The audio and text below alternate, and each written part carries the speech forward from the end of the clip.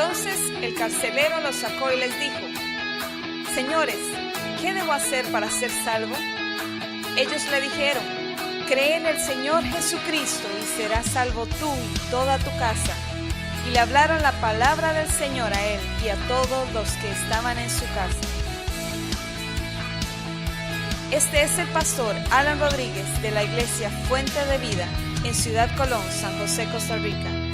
Esperamos que seas bendecido por esta palabra.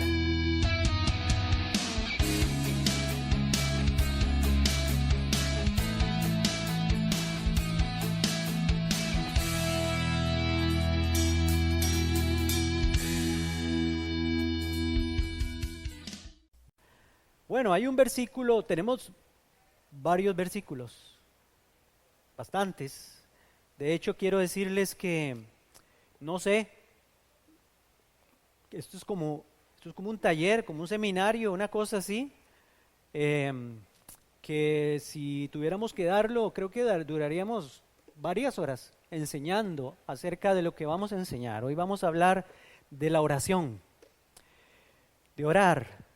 Y empezamos con este pasaje de Lucas en el capítulo 11. Es un versículo nada más, versículo 1, porque nos habla muy bien, muy lindo, porque empieza diciendo de que Jesús era el primero, o es el primero en darnos ejemplo de orar, de oración, de comunión con el Padre. Y entonces en Lucas capítulo 11, versículo 1, búsquenlo en su Biblia, lo va a tener también en la pantalla, pero siempre, hermano, no venga a la iglesia sin Biblia, traiga la Biblia. No podemos dejar la palabra de Dios en la casa. Usted necesita apuntar ahí en la Biblia con un lapicero, un lápiz, subrayar.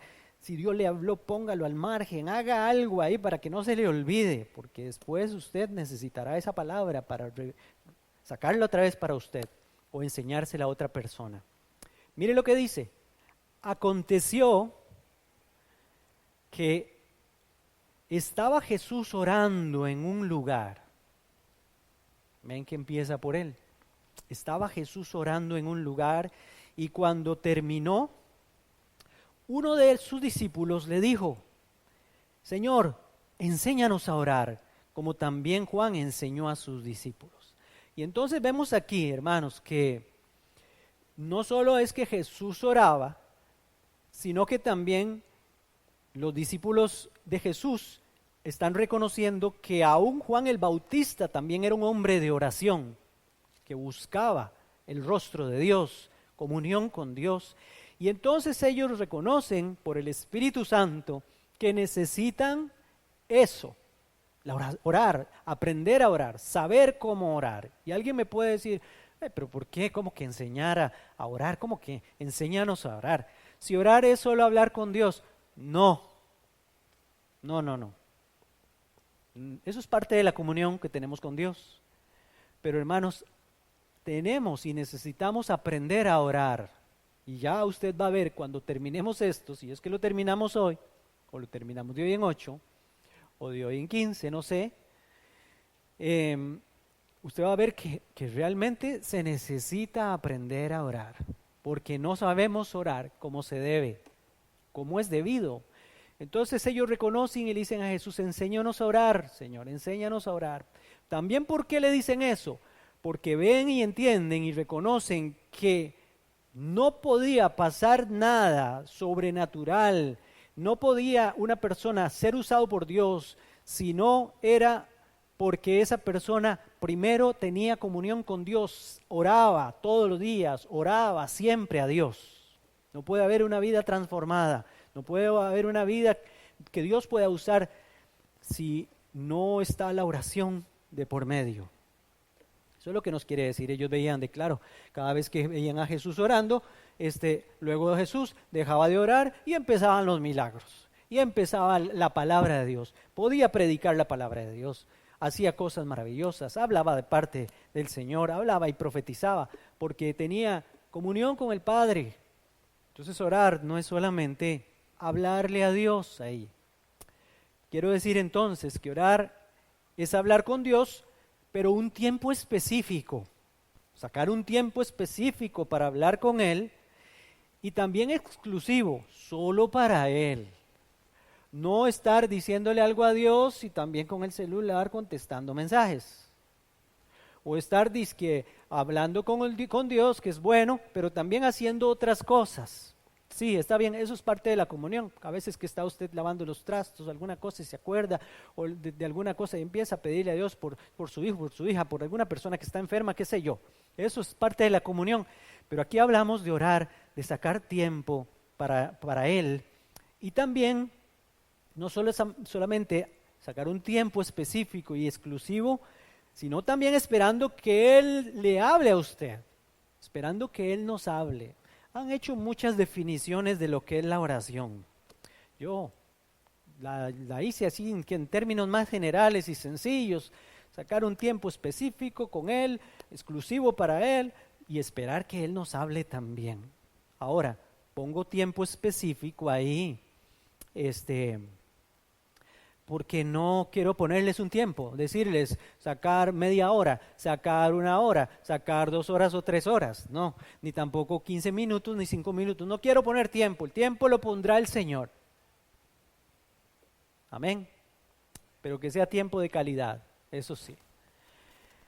Bueno, todos necesitamos aprender a orar, hermanos, como la oración va muy ligada a las peticiones que le hacemos a Él. Entonces, aquí vamos a presentar varias razones bíblicas, eso sí, que nos demuestran que necesitamos aprender a orar. Bueno, no oramos solo para pedir, ¿verdad? La oración no es un vehículo, digámoslo así, para pedir nada más. No, la oración no fue hecha ni diseñada solo para eso.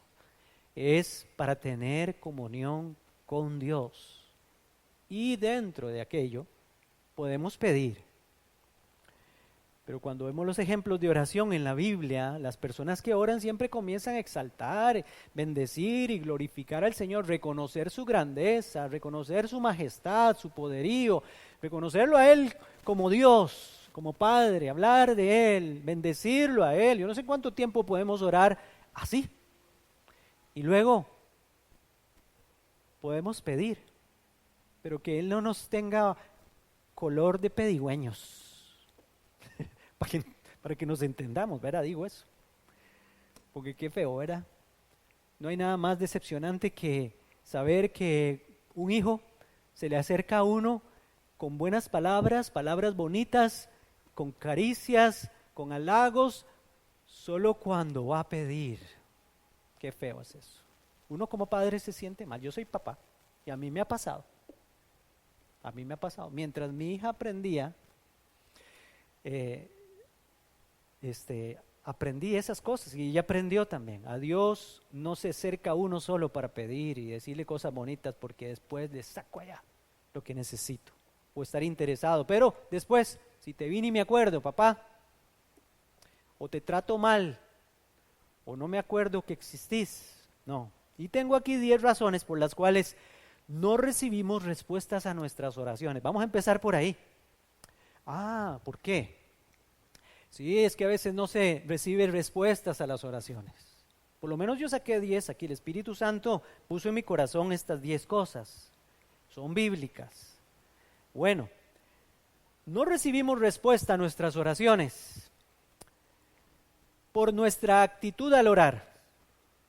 Entonces, Segundo de Crónicas 7:14, si no lo busquen, les voy a recordar el pasaje. Nos enseña, acuérdense de aquel hombre Naamán el sirio que era el general del ejército de Siria, que tenía lepra, y le dijeron, una muchacha que trabajaba en su casa, la doméstica que era israelita, le dijo, hay un hombre en Israel, es usado por Dios, se llama Eliseo el profeta, ¿por qué no vas allá? Y él te puede sanar de esa enfermedad. Y entonces, Naamán el sirio, que tenía mucho dinero, que era un hombre muy pudiente, pero no tenía para ser sanado, no podía sanarse de su enfermedad, se fue para allá. Ya les voy a decir el pasaje, Segundo de Reyes 5:11, para que lo tengan por ahí, y ahorita nos devolvemos un poquitito. Este hombre llegó allá y le dijo a Eliseo, que venía, ¿por qué venía? Y entonces Eliseo ni siquiera salió, le mandó el criado y le dijo, vaya, dígale que se zambulla 7 veces en el Jordán. Y a él no le pareció y se enojó Naamán el sirio, y porque lo que le dijo Eliseo no iba conforme a lo que él tenía en su mente. Seguro se imaginaba que Eliseo iba a salir, iba a poner las manos, iba a profetizar, no sé qué podía hacer, y entonces él iba a ser sano. Pero no fue así, su actitud no era muy buena. Aún así lo convencieron de que se metiera en el Jordán y fue sanado, como le había dicho el profeta. A veces también, hermanos, en Segundo de Reyes también tenemos otro pasaje, de Crónicas, 7:14, pasaje conocidísimo que dice, si se humillare mi pueblo, sobre el cual mi nombre es invocado, y oraren, y buscaren mi rostro, y se convirtieran de sus malos caminos, entonces yo oiré desde los cielos, perdonaré sus pecados, y sanaré su tierra. Entonces a veces no recibimos nosotros por la actitud que tenemos. No hay humillación delante de Dios. No reconocemos nuestros pecados. Este pasaje habla muy claro de eso. La humillación del pueblo de Dios al buscar el rostro en oración es necesario. Y también un arrepentimiento genuino para que Dios escuche, perdone y bendiga nuestra tierra. Pero muchas personas tienen una actitud irreverente e irrespetuosa al momento de orar, pues creen que Dios es un sirviente que tiene que hacer y obedecer todas las órdenes del que está orando. Lo que pasaba con Naamán, él creía que él tenía que poner las reglas. Lo mandaron a meterse al Jordán. Les cuento que el Jordán no es un río muy limpio que digamos, y ellos tenían unos ríos más limpios en Siria, tanto que él dijo, nosotros tenemos ríos mejores, más limpios, ¿cómo es que no me manda más bien a bañarme en aquellos? Son mejores. Pero Dios dijo ahí donde era que tenía que hacerlo, y lo hizo, al final lo hizo, y el Señor lo sanó. También Efesios 1:1 dice, Dios hace todas las cosas según el designio de su voluntad. Pero tenemos que humillarnos delante de Él. Tenemos que venir en esa actitud. Si mi pueblo se humilla, humilde, y oran, no solo buscan mi rostro, sino que también se convierten de sus malos caminos. Tiene que haber conversión. Por eso es que a veces no recibimos. ¿Cómo es que usted le pide esto y le pide lo otro al Señor? Si anda en pecado, si anda haciendo cosas indebidas, si su boca es como así, de hablar solo cosas feas, o sus acciones en su trabajo no da testimonio. Bueno, pero aún así queremos que Dios nos responda. Entonces, por eso es que Dios a veces no responde. Primero, por la actitud. La segunda cosa que encontramos aquí es la incredulidad al orar, hermanos, la incredulidad al orar. A mí me cuesta mucho entender que alguien venga a orar en una actitud de incredulidad. Pero puede ser, porque he visto a muchas personas que no dejaron el rezo. Vienen a la iglesia, se convirtieron de sus malos caminos, supuestamente, nacieron de nuevo, son creyentes, pero siguen pensando que a Dios se les reza como automático ahí, se aprenden oraciones, etcétera. No es así, es comunión, es relación con Él de cerca. Mire lo que dice la palabra, si oramos debemos creer que lo recibiremos. Dice Mateo 13:58, y Jesús no hizo allí muchos milagros, ¿a causa de qué? De la incredulidad de ellos, ahí lo tienen en la pantalla. ¿Por qué no pudo hacer milagros el Señor en Nazaret? Porque ellos eran incrédulos, no pudo, el Señor quería hacerlo, pero no pudo, porque eran incrédulos. A causa de la incredulidad de ellos. San Mateo capítulo 13, versículo 58. Cuando Jesús llegó a su tierra, a la tierra de Nazaret, dice la palabra de Dios que estaba asombrado de la incredulidad de su pueblo. Es más, dice que no pudo hacer allí ningún milagro, salvo que sanó a algunos enfermos poniendo sobre ellos las manos. Eso lo dice Lucas 6, en el capítulo 6, versículo 5 al 6. Oiga, las escrituras no dicen que no quiso, pongamos atención a eso, sino que no pudo. Eso dice el pasaje. No pudo hacer allí ningún milagro. Eso lo dice literal el pasaje. Salvo que sanó a algunos enfermos poniendo sobre ellos las manos.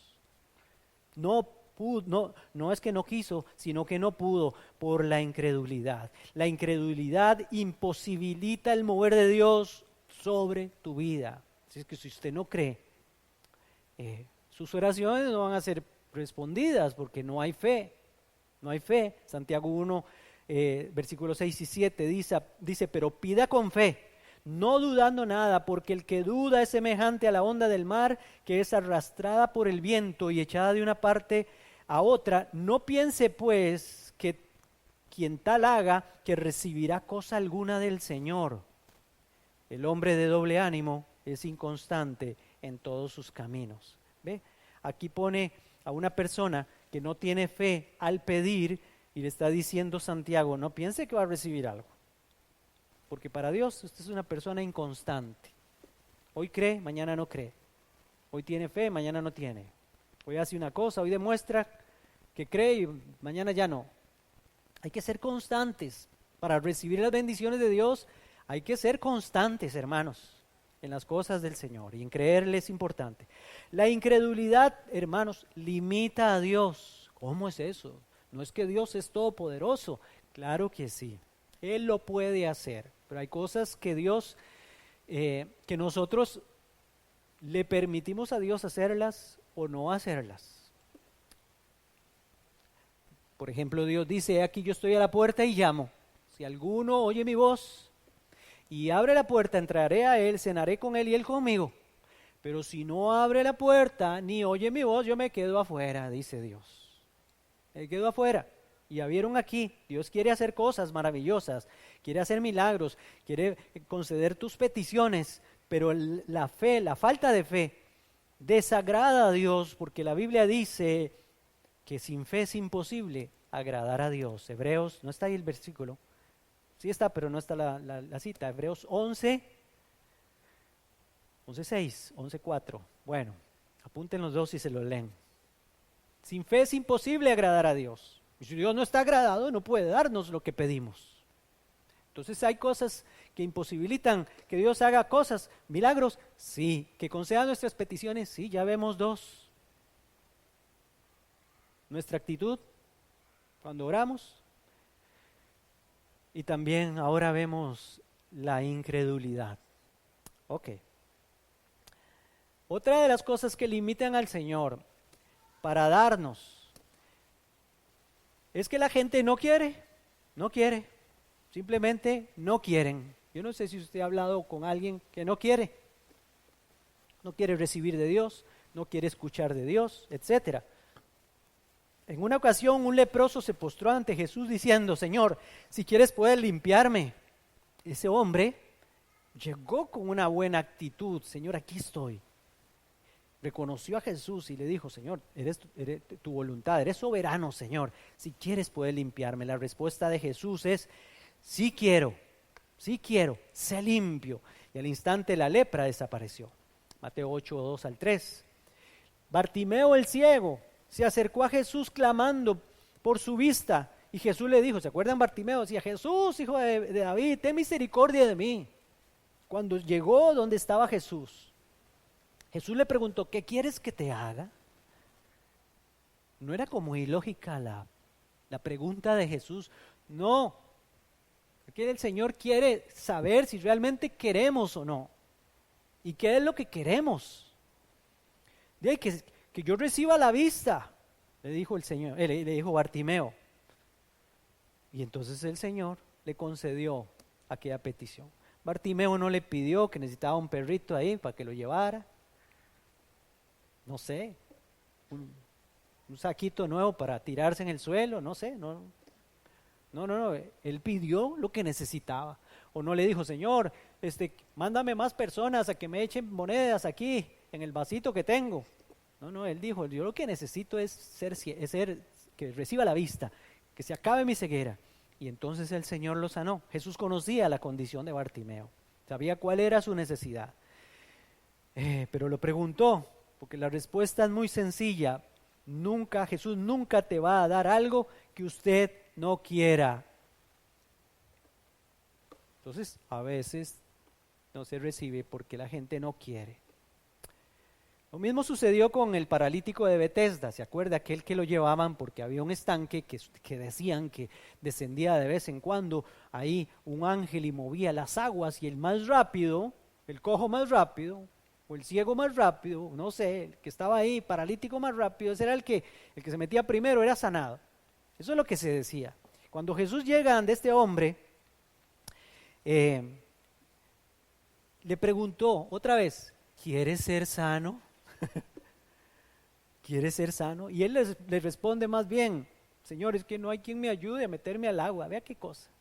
Vino el Rey de Reyes y señores, el que podía sanarlo, el hacedor de todas las cosas, y no lo está reconociendo y le está respondiendo otra cosa. ¿Quieres ser sano? Sí, Señor, quiero ser sano. Eso es lo que había que responder. Aún así, el Señor lo sanó. Muchas personas acostumbran tanto o se acostumbran tanto a sus enfermedades, a sus dolencias, que no quieren ser sanos. ¿Conociste a alguien que se amoldó a su enfermedad? Se amoldó a su situación en la casa, que cree que ya no hay nada que hacer. Porque nos rendimos muy fácil ante las situaciones, ante las cosas que no están bien en la casa, ante las costumbres. Alguno está haciendo cosas que no tiene que hacer y ya nos conformamos, ya no lucho. Qué triste es ver a papás renunciando a seguir a educar a sus hijos, renunciando cuando el hijo tiene 4 años, cuando el hijo tiene 3 años, cuando el hijo tiene 8 años o 7 años, dice, no, ya yo ni hablo, ya yo ni digo. Oiga, con 8, con 7, con 6 años. ¿Qué pasará cuando tenga 16, 17? Cuando entre a los 13, 14 años, que ya entró al colegio y empiezan las amistades aquellas que no tenían cuando estaban en la escuela. Aunque ahora en la escuela hay cada niño y cada niña, ayúdeme a decir.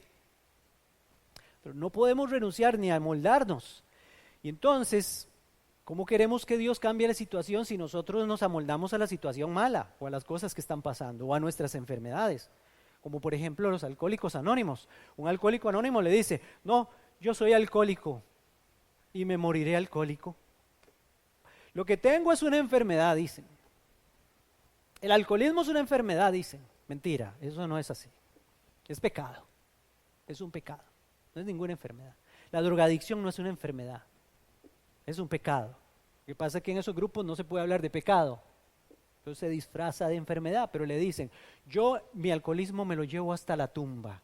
Yo no sé si ustedes han oído a alguien hablar así. ¿Cómo va a sanar? ¿Cómo va a libertar el Señor a una persona que ya aceptó aquello que dice que tiene hasta la tumba? Mi diabetes. No, necesito las pastillas porque mi diabetes. No sé, mi cáncer. No sé, tantas cosas que uno oye decir, Dios mío, pero ¿cómo es eso? No. Mire, la enfermedad no es de Dios. Nunca Dios diseñó la enfermedad para nadie. La enfermedad entró al mundo por el pecado de Adán. El hombre estaba sano en el huerto del Edén. Había un arbolito que se llama el árbol de la vida, el árbol más preciado y precioso en el Edén, en el paraíso de Dios. Sus hojas servían para que ellos estuvieran sanos para siempre, su fruto también servía para vida eterna, pero cuando fueron sacados de ahí, empezaron a deteriorarse, empezó la enfermedad, porque fueron apartados de aquello que les daba la vida y la vida eterna. Ahora la Biblia nos enseña que Jesucristo es nuestro pan de vida, el árbol de la vida es Él puede sanarnos. Cuando pasó aquello, entró la enfermedad, era parte de lo que quería hacer Satanás. Satanás sabía que vendría la muerte en algún momento, porque ya habían sido apartados de lo que los mantenía vivos para siempre. Por el pecado entró la muerte y así la muerte pasó a todos los hombres, dice la Biblia. Romanos 5:12. Bueno, entonces, hermanos, ¿por qué a veces no recibimos? Porque no queremos, porque no queremos. Porque decimos con la oración una cosa, pero con nuestras actitudes decimos otra. No se conforme nunca a una enfermedad. No se conforme nunca a una situación que va en contra de la voluntad de Dios en su casa, en su trabajo o donde sea. La cuarta cosa que encontramos es que dice, porque su oración es egoísta y codiciosa. La gente no recibe porque está pidiendo de esa forma. Santiago 4:2-3, mire lo que dice: codiciáis y no tenéis, matáis y ardéis de envidia. Él está hablando a una iglesia. Y no podéis alcanzar, combatís y lucháis, pero no tenéis lo que deseáis porque no pedís. Y dice el 3, pedís y no recibís, porque pedís mal, para gastar en vuestros deleites. Cuando la oración entonces está motivada o está movida por el egoísmo, por la codicia, la persona no va a recibir de Dios. Por eso incluso tenemos que examinarnos siempre a nosotros mismos y decir, ¿por qué estoy pidiendo esto? ¿Está bien mi corazón cuando pido esto? ¿O es porque quiero esto porque fulanita tiene y yo también quiero tenerlo? O fulanito, qué sé yo, envidia, codicia, para que vean que tengo, para que vean que Dios me bendice, entre comillas. No sé, ¿por qué no recibimos también? Porque hay estorbos que le impiden a Dios contestar las oraciones. Primera de Pedro, capítulo 3, versículo 7, famoso pasaje este, dice, vosotros maridos igualmente vivid con ellas sabiamente, dando honor a la mujer como a vaso más frágil y como a coherederas de la gracia de la vida, para que vuestras oraciones no tengan estorbo. Bueno, no sé por qué Pedro le dirigió esto a los hombres. Yo sí sé por qué, porque los hombres somos toscos, somos avaros, groseros, somos machistas, maltratamos con nuestras expresiones, nuestra forma de ser a nuestras esposas. Y entonces Pedro tuvo que decir eso. Si usted trata mal a la esposa, entonces sus oraciones tienen estorbo. Hay una barrera que no permitirá que usted reciba lo que le pide a Dios. Ahora, este es el principio para los varones aquí, para los maridos, pero lo podemos llevar a todas las relaciones que tenemos interpersonales.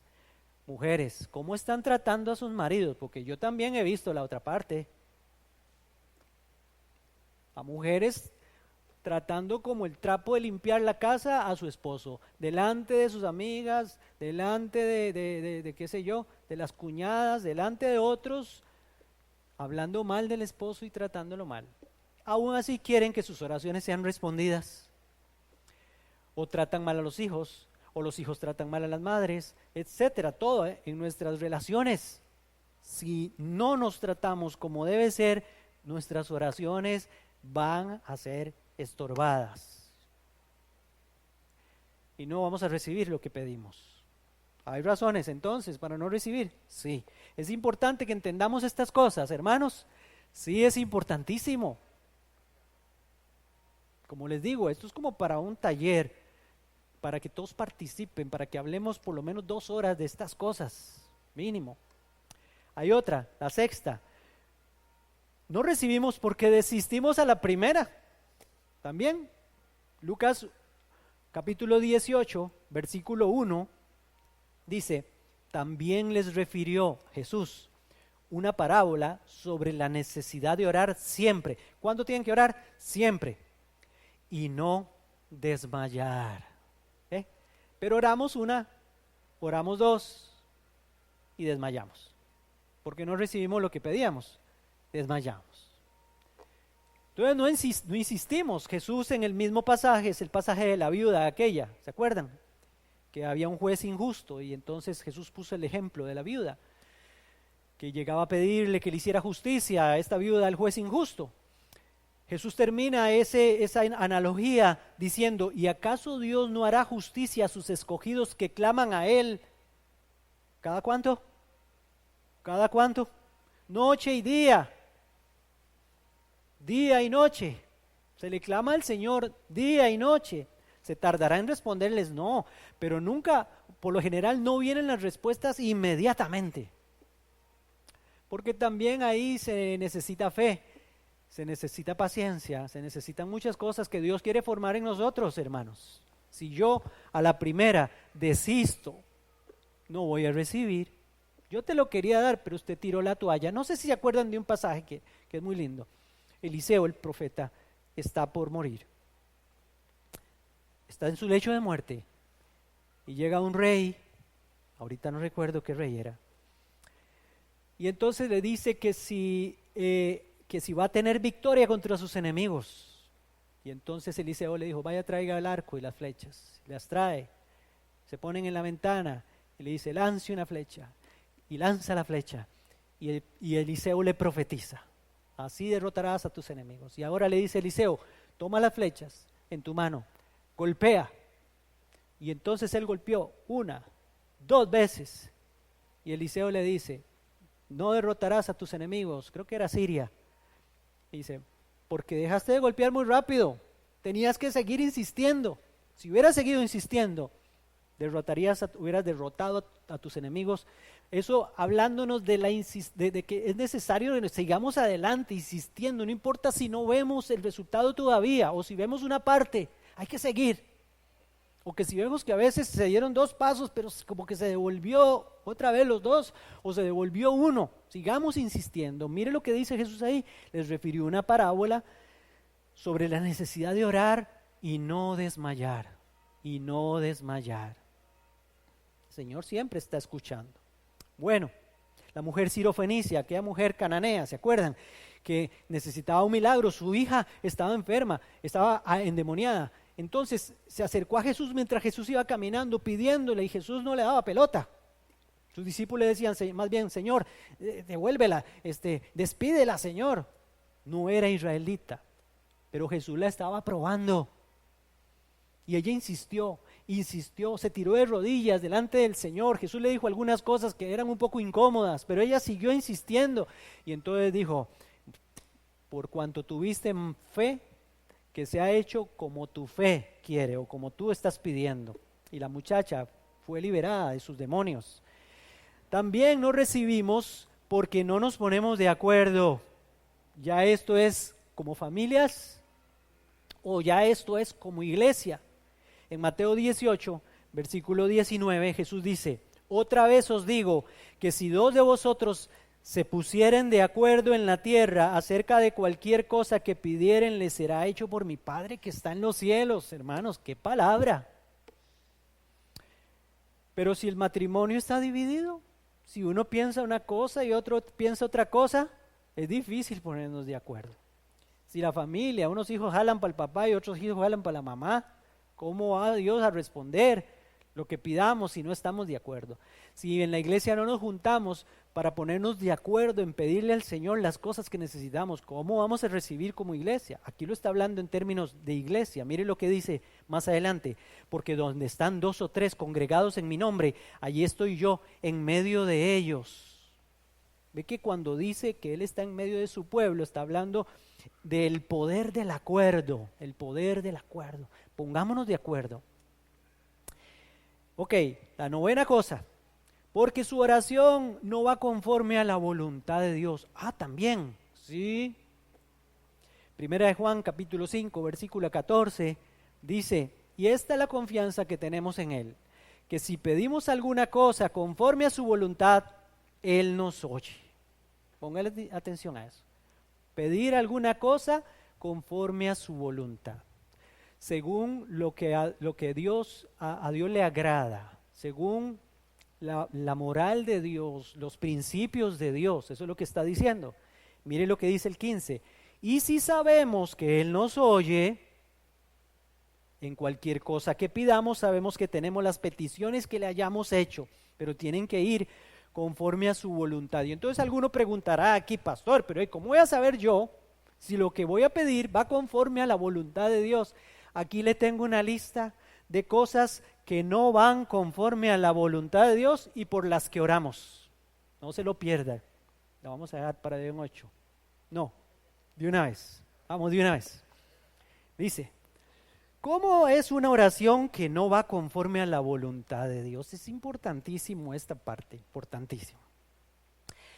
Miren, la primera, la oración Aladino, esa, las 1001 noches y todo eso. Aladino, ¿por qué la oración Aladino? Esta es en la que yo creo que Dios está a mi servicio egoísta. Como que Él fuera el genio de la lámpara, que cuando yo froto, Él va a salir y va a decirme, aquí estoy, te concederé los deseos, dime tus deseos, ¿verdad? Como si nosotros fuéramos Dios y Dios estuviera a nuestro servicio más bien. Entonces creemos que Dios está para hacer nuestra voluntad. Esas son oraciones que no se deben hacer. Si yo tengo esa mentalidad y esa actitud egoísta, Dios tiene que responderme a todo, pues no voy a recibir. Y esa oración no va conforme a la voluntad de Dios. Yo incluso tengo que estar dispuesto a que se haga la voluntad de Dios. Hay otra oración que es la oración express.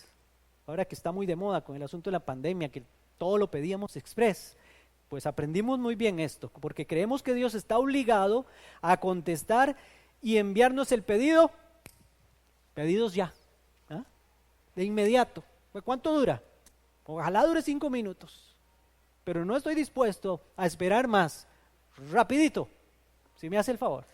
Y le queremos orar al Señor y queremos esperar que Dios responda así, de inmediato. Las oraciones express no van conforme a la voluntad de Dios. Las oraciones Aladino no van conforme a la voluntad de Dios. La oración lista de supermercado, esta es otra. ¿Por qué lista de supermercado? Imagínense ustedes. En esta creemos que Dios es un proveedor de servicios, nada más sirve para proveer servicios. Y entonces le hacemos una lista. Esta persona busca a Dios por lo que Él hace y no por lo que Él es. Lo que hablaba al principio, esa oración no es conforme a la voluntad de Dios. A Dios nadie se lo puede bailar. Él sabe, hermanos, cuando le hacemos listitas y llegamos solo a pedirle. Él sabe. Esa oración no es conforme a la voluntad de Dios. Oración relámpago. En esta, la práctica de la persona, la práctica de la persona que no quiere sacar tiempo, hermanos, nada, pero no tiene tiempo para hablar con Dios.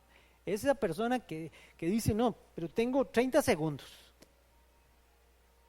No, ni le haga eso al Señor, eso es una ofensa. Eso es una ofensa. Saque el tiempito para hablar con Él, saque el tiempo para estar con Él. Sea sincero con Él. Dios es bueno, no es un déspota ahí, pero tampoco quiere que usted lo agarre de mandadero, ni tampoco crea que Dios está a su servicio. La oración 911, esa la conocemos muy bien. En esta la persona que ora solo cuando está en problemas. ¿Conoce usted personas así? Que oran solo cuando entró en problemas, cuando tiembla la tierra, que al día siguiente todo el mundo en la iglesia, hay terremoto o alguna cosa. Cuando viaja en avión, solo ahí ora, cuando está en el avión, y más si hay turbulencia y toda esa cosa. En medio de la turbulencia no hay ateos, hermanos, dicen por ahí. En un hospital nadie se muere ateo, dijo Dante Gebel, nadie muere ateo en un hospital. Cuando la gente ve cerca la muerte, oran a Dios, buscan a Dios. ¿Se acuerdan los marineros que estaban en el barco de Jonás?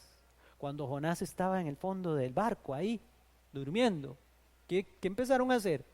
Empezaron a orar a sus dioses, a rezarle a sus dioses. Y bajaron a donde estaba Jonás y le dijeron, haga usted también, ore usted, pídale a su Dios. Pues la gente es así, solo cuando tiene problemas, busca a Dios. Esa es una oración que no va conforme a la voluntad de Dios. La oración recado, esta oración recado es famosa. En esta la persona busca al pastor o a otro hermano de la iglesia consagrado para mandarle peticiones a Dios. Su frase favorita es: ore usted porque a usted sí lo oye Dios. Ay, ¿cuántos están aquí? Saben de qué estoy hablando porque seguramente lo han hecho. No, hermano. Dios le oye a usted también y no quiere que usted mande recaditos. Mire, no sé cuántas veces nos piden a nosotros orar y yo digo: Espíritu Santo, tengo que orar por eso. Y el Espíritu Santo me ha dicho: no ore por eso. Es un recado. Que doble rodilla a la persona. Porque ese tipo de persona por lo general vive en pecado, entonces no quiere darle la cara a Dios, pero sí quiere que le haga el milagro por medio de un intercesor. ¿Verdad? ¿Por qué creen ustedes que se inventaron tantos intercesores e intercesoras? Santa María, Madre de Dios, ruega por nosotros los pecadores. ¿Sí o no? Que es así.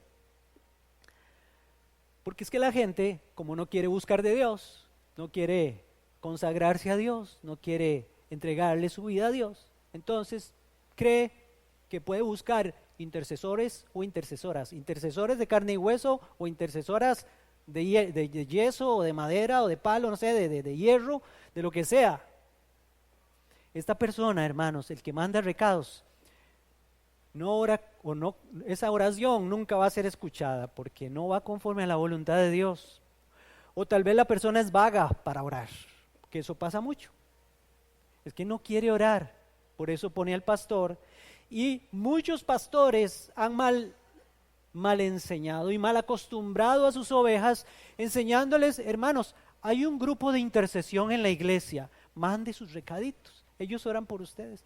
Y entonces aquel grupito de intercesión que aman a Dios y que quieren doblar rodillas, vienen un día entre semana o se levantan temprano o todos los días oran, o un día al mes hay ayuno y oración, qué sé yo, y ahí mandamos el recadito, sí, ahí ponemos el WhatsApp y todo: oren por esto, oren por lo otro, porque la persona es una vaga, no quiere estar ahí, que otros oren por mí. Perdón, hermanos, pero así es. Esa no es una oración conforme a la voluntad de Dios. O esa persona no tiene una relación correcta con Dios, ni una revelación de Dios. ¿Por qué digo esto? Porque la persona, nosotros tenemos que saber que Dios me oye a mí también, que Dios quiere hablar conmigo también. Estoy hablando de cualquiera de ustedes, no solo con el pastor. Ustedes no se imaginan cuántas veces alguien me dice a mí que ore y yo siento que soy más bien el menos indicado para orar, porque yo también soy terrícola, vivo en esta tierra y a veces le fallo a Dios y a veces no quiero ni levantar mis ojos al Señor porque le fallé, así como ustedes. Pero ¿qué dice Dios? Vengan a mí. Si están cargados, si están cansados, vengan a mí, confiesen sus pecados y yo se los perdonaré. Vengan a mí, como leíamos ahí, sanaré su tierra, confiesen sus pecados, yo sanaré su tierra, perdonaré sus pecados, los levantaré. Eso se lo dice a todos, nos lo dice a todos. Dios te oye, Dios quiere tener comunión con usted, no solo con el pastor o el grupo de intercesión. Después de la oración recado, tenemos la oración manipuladora. Oiga en esta oración se le dice a Dios cómo, cuándo y dónde debe hacer las cosas. No hay sometimiento, lo hace como yo quiero. No sé si ustedes han orado así alguna vez. Al final de la oración, usted terminó diciéndole a Dios cómo tenía que hacer todo. Entonces, manipulando a Dios, porque seguro así manipulo a los demás y entonces a Dios también quiero manipularlo como si Dios fuera, no sé, como si Dios no supiera. La oración sustituta, aquí está, en esta oración la persona le pide a Dios que haga cosas que le tocan hacer a ella. Esto es importantísimo. Hermanos, pongan atención a esto. 5 minutos más. Oiga, en esta oración la persona le pide a Dios que haga cosas que le tocan hacer a ella. Señor, quita mis malos pensamientos. Le toca a Dios quitarle sus malos pensamientos. Dice la Biblia que llevemos cautivo todo pensamiento a la obediencia a Dios que es en Cristo Jesús. Le toca a usted, cuando tenga un mal pensamiento, en el nombre de Jesús, atarlo, reprenderlo, esposarlo, como se esposa a un malhechor. A esos cuando irrumpen en las casas de los narcotraficantes y esos que venden droga o que han hecho algo malo, ¿verdad? ¿Han visto? ¿Qué hacen? Los agarran, les ponen esposas, les tapan la cabeza para que nadie los vea y los meten en la patrulla, se los llevan. Así tenemos que hacer con los pensamientos que no son buenos, que se sujeten a la obediencia a Cristo Jesús, pero le toca a usted, no a Dios. Entonces la gente ora, Señor, quita mis malos pensamientos. No, Dios nunca lo va a hacer. Le toca a usted hacerlo. Señor, quita mi egoísmo. ¿Ustedes creen que eso va a pasar? ¿Tiene Dios la obligación de quitarle su egoísmo? No, eso a usted, al que le toca. Le dicen al Señor, Señor, quita mi falta de perdón. Le toca a Dios que usted perdone, ¿no? Jesús dijo que si usted no perdona los pecados a los demás, sus pecados no van a ser perdonados. La responsabilidad es de nosotros. Si yo le digo, Señor, yo quiero que quites mi falta de perdón, nunca va a pasar si usted no lo hace. Le toca a usted. Ven que hay cosas, por eso se llama oración sustituta, porque son cosas que usted está orando que le tocan a usted hacerlas. Señor, hazme mejor persona. Haznos mejores personas. Qué cosa. Señor, haz que todos te conozcan. Qué bonito. Pero no vamos a hablarles de Cristo, no queremos hablarle ni al vecino. Pero si oramos, Señor, que todos te conozcan. Muy fácil. Y yo en la sala tirado viendo tele ahí, con el control. Cuando Dios dice, les toca a ustedes ir a hablarle a la gente para que me conozcan. Señor, hazme más obediente. ¿Ustedes creen que eso es una oración? No, le toca a usted ser obediente. Señor, haz que lea la Biblia.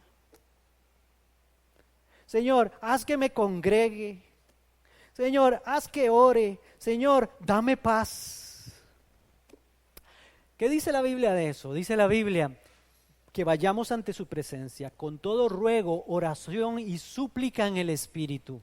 Y entonces la paz de Dios, que sobrepasa todo entendimiento, guardará nuestros pensamientos y nuestros corazones en Cristo Jesús. Pero eso pasará hasta que yo doble rodillas y venga delante de la presencia de Dios. No te van a dar paz hasta que usted no ore y clame a Dios. Señor, dame paciencia. ¿No? La tribulación produce paciencia. La prueba es la que produce paciencia. No va a venir así nomás. Y también viene porque nos llenemos del Espíritu Santo, porque es un fruto del Espíritu Santo. Señor, dame plata para ayudar. Así hay mucha gente que le dice al Señor, Señor,